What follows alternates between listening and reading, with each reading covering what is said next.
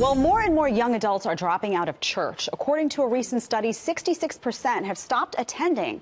So what's behind this? Let's bring in Scott McConnell. He is the executive director of Lifeway Research, which conducted the survey. Thank you so much for being here. So we're talking about this issue of losing their religion and why these young people have abandoned church. Some of the things you found: 2/3 of young people stopped going to church between ages 18 to 22. Why? There's actually a number of reasons, and the average person who drops out gives 7 different reasons. Okay. Top one being moving away to college. Okay, we're gonna flip through these as you talk about them. So 96% cited life changes. Is that what you're talking about? That's what the biggest life change. The other one is just work responsibilities keeping them from attending church. Okay, so basically life gets busy. It's not necessarily an intentional decision, but it's life happens and they haven't really planned for it. Exactly. Okay, let's take a look at some more reasons why. The 73% said church or pastor-related reasons.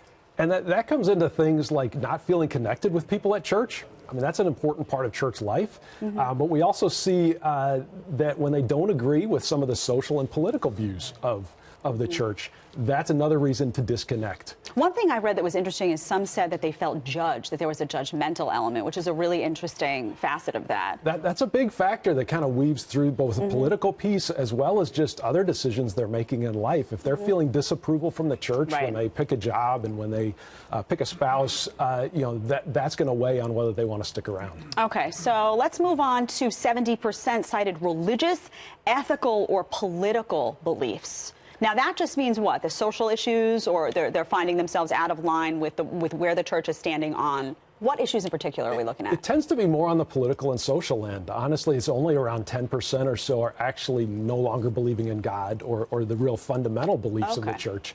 It's things like the political views of the church.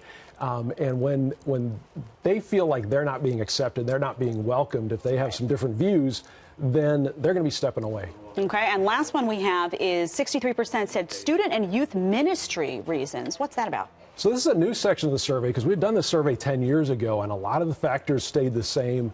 This is a new area, and again, connecting with your peers is a really important part of a young person's experience in church, and connecting with a youth leader is an important part of that. So it's really interesting. So it's not necessarily a secularization of this group of people, but they're feeling disconnected, they're feeling unheard. So there is potentially a way to fix it, is the good news. Absolutely. Church, we outlined some of those ways in a brand new Lifeway book from Ben Trueblood, saying that these young adults are within reach. And one of the biggest things that churches can be doing is for adults in the church to connect with young people. Yeah. When a young person can name 3 or more adults that have personally and spiritually invested in their life, then they're 3 times more likely to stay in church. Wow. When they notice their family doesn't like attending church, they're not going to stick around either.